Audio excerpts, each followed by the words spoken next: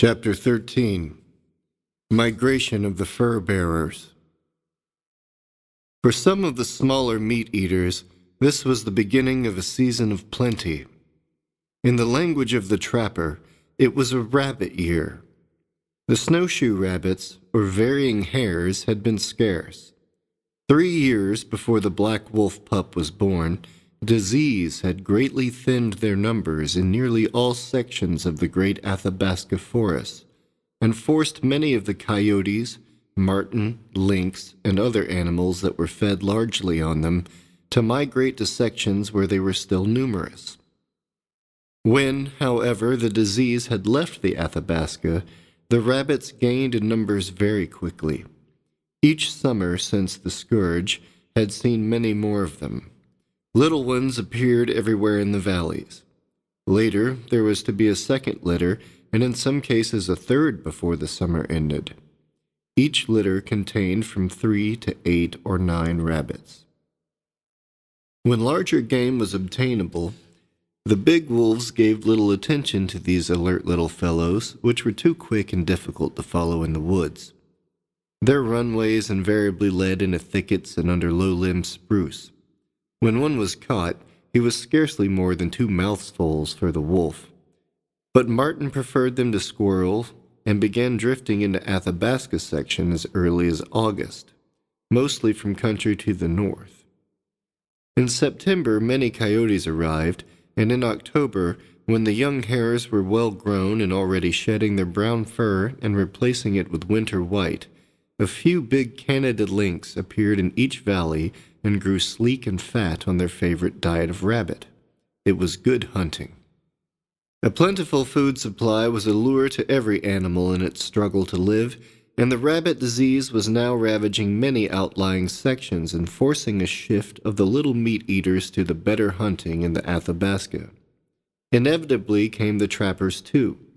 No sooner was a good covering of snow on the ground than their pack horses began to appear, stumbling single file up the narrow trails, grays, chestnuts, bays, and blacks, toiling after the lead horses and neighing to each other whenever they became separated. In most cases, the trapper's assistant would drive these back to the settlements after the goods were deposited and the trapper well established, for the gradually deepening snow would soon make it hard for them and their awkward blunt hooves to paw down to grass. The paths of the rabbits branched about in every direction. Already these busy, hungry rodents were beginning to cut the bark and the buds of the willow with their front teeth, which, like those of the porcupine, the beaver, the squirrel, and the rat, were placed 2 in the upper jaw and 2 in the lower so that they could work like twin chisels. The deeper the snow became as the weeks went by, the more apparent were the paths, but the rabbits themselves, being now in their full snow-white coats, could scarcely be seen against the white background. The porcupines were also bark-eaters in the winter, but as they liked spruce and could climb, they often gnawed at quite a height from the ground. The lynx stalked the rabbits or lay in wait for them beside their paths, but the marten, wolverines, coyotes, and weasels pursued them mostly by scent.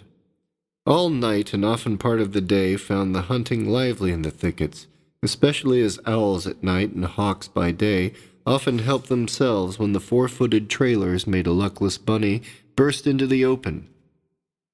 It was a hard life for the defenseless rabbits, and it grew worse when the trappers set snares in the runways to catch them for bait on the trap line. The 2 wolves, one in almost jet-black winter coat, the other in soft gray, had been moving slowly toward the porcupine. There was no particular need for this, but with the coming of the cold weather and the snow, the urge to travel somewhere seemed to get the better of them. The hunters had left plenty of carcasses in the mountains. There was no lack of meat. The 2 would feast and then play, rolling about like puppies, wrestling and chasing each other, pretending to fight, then good-naturedly breaking away and rolling each other about some more. Never were 2 wolves more complete friends. For nearly a year they had not been separated. They ate the same kills, hunted together with such perfect teamwork that no deer in the woods could escape them, drank at the stream standing side by side, traveled the trails, first one leading, then the other. It was always noticeable, however, that the black one was the more aggressive. It was he who rushed in to finish things when some hard-fighting buck stood at bay. He was the one who scattered the coyotes, put the lynx and the wolverine to flight at the carcasses, gave the rallying call at evening, and faced all strange wolves that met them in their rambles. In the playful wrestling matches on the snow, he was ever practicing fighting holds, feinting at ripping uppercuts, throat locks, and the shoulder heave that throws an enemy off his feet in a clinch. In spite of his great size, his 170 pounds, he was almost as quick on his feet as a cat, and could dodge and side leap like a rabbit. Timid, stolid Greyback was no match for the king, but he was a good companion and sparring partner. Stout now, and well-furred, he looked like old Grey himself. He lacked, however, the length of head and breadth between the eyes of the black brother, nor could he wrinkle his face into the terrifying determination which made an enemy quail before the black. There was one important thing, however, that Greyback excelled in, and that was the detection of poison in carcasses or baits. He had had a terrible experience with the strychnine and the dead colt. Now he was always looking for signs of it, and by his fear teaching the other to avoid it. Poisoning was forbidden by man's law, but a few renegade trappers used it anyway and took the chances of being caught. They were not very expert in handling it, and always left some trace which Greyback's sensitive nose would find. Off he would shy as if from a coiled rattlesnake, and away with him would go the black, well understanding that this peculiar odor, so feared by Greyback, was something terrible, like a trap, which could not be seen, but was there waiting nevertheless. Traps they both knew all about. In January they came over Great Pass and into the valley of the Porcupine. Everywhere they found wolf tracks. It seemed as if strange new packs had come in, like the marten and the coyotes from the big country in the north, where there was much more snow and a growing scarcity of game. One of these packs they saw on the first night. It was made up of 7 grays, all so lean that the outline of the bones showed through the heavy fur. They were recklessly galloping down the main trail. Suddenly they stopped. The leader sniffed at the tracks he had found of the 2 brothers. The other wolves clustered around him. With a howl, they threw up their heads and started after the 2 lone ones. Greyback would have run and probably been killed like any fleeing game, but the black stood waiting. The grays rushed up to him, eyes gleaming, tongues lolling out of long jaws. It disconcerted them, however, to try to intimidate a motionless statue. They turned to Greyback. He, too, stood stiff and silent. The wild, almost crazy pack, hungry and reckless as it was, fell back, doubtful, surprised, suspicious of some trick. Had Greyback held his ground, they would have passed on, but when the gray leader came up close and took a last grim look at him, he suddenly flinched.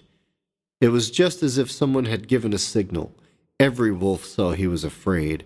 With howls of rage and glee, they rushed him, carried him off his feet, rolled him down the mountain, and followed in a wild, excited scramble that ended in a thicket where the snow was soft and buried half of them in confusing drifts.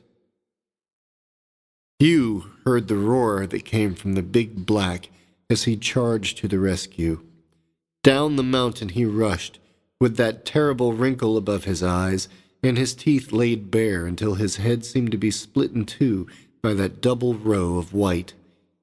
He threw the first wolf head over heels. The second cried out shrilly from a torn foreleg.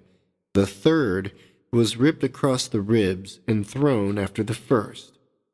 Then 4 turned on him at once. The black giant was overwhelmed. He went down under the gray mass. He rose up and rolled headlong, with the grays clinging to him like leeches. Then something happened. He became a fiend. He reared up and shook himself, stood there glaring, then fairly plowed through the gray mass, ripping, cutting, roaring, fighting on his back, spitting out fur, blood, and fury, gripping throats till he killed. The snow was streaked with red. Gray bodies rolled crazily or lay there without moving. Roars, howls, and piercing yells filled the air, then stillness, deathly, absolute. The gray leader and the black were locked in a death grip and rolled about in livid fury alone. Occasionally there was a gasp, a throttled sob, a sudden panting as the body strained and heaved, odd, terrible fighting for a pair of wolves. The snow became packed and solid red. Well indeed that the black had played at fighting with Grayback all those happy evenings through the summer and fall. Well, too, that he had had the grit of Old Gray and the cunning of Blackie. As he rolled and tumbled there with the gray killer from the north, he was looking death straight in the face, and he knew it. And his answer was a rumbling growl and a mightier heave than ever. Something gave way. A new streak of red showed on the gray's chest. A sudden terrific roar. Another streak. Everything changed in a twinkling. The gray was trying to get away, to somehow elude the punishing black jaws. A flash of white. His left ear was torn to ribbons. Another slash, and one of his front legs went suddenly limp. He was down, but he rolled over, caught his balance, and ran limpingly away. The black stood there looking at him, torn and bleeding, terrible in his gory victory. King indeed, king of the wildest band of killers of the Northland, victorious warrior of an ugly, grim, uphill fight. Nothing stirred about him now. Stiffly, he walked away from it all. A gray form rose out of the snow ahead. The great black raged at it, but his fury back in a lightning flash. But the gray sank, cringing in the snow. Over it stood the Black King, terrible as ever, waiting for just one vicious move, one quick snap to show its belligerence before he let himself loose again. But the gray still cringed and whined, though its eyes never left his, and real fear did not seem to be in them. There was something about this he did not understand. There lay one of the deadly band, red-streaked from the fight, but it did not seem quite like the others. He growled whenever the gray moved, so it sank down in the snow and quietly watched him. That it was a young female meant nothing to him, though instinctively he began to sense the right of this wolf to expect gentle treatment. A shifting breeze suddenly filled the air with the scent of other wolves. At first the black looked in vain for a glimpse of this new pack, which he knew must be very close. Then, like shadows, the stealthy animals began to appear and cautiously examine the signs left by the fighters. The leader came toward the black and circled him. The others, after viewing the bloody scene, also came up and inquisitively walked around him as he stood there waiting rigidly to learn what new trouble he must meet. None growled. All acted with marked respect. They were well-fed local wolves. They knew about the wandering bands that were coming half-starved from the north, and they could see from the signs on all sides what had taken place and how the black had withstood and beaten an outlaw pack. Presently they moved away. The black pup then turned in the other direction. Painfully he limped along the side of the mountain, looking for sign of Grayback. A shadow followed him. He saw it and wheeled about only to find the gray female tagging along in his tracks. His suspicion and anger returned with a rush. He growled deep and bitterly. The female shrank back forlornly. She started slowly in the direction taken by the other wolves, looking around, however, every few feet as to see whether he had relented. At length, she passed from his sight among the spruce trees.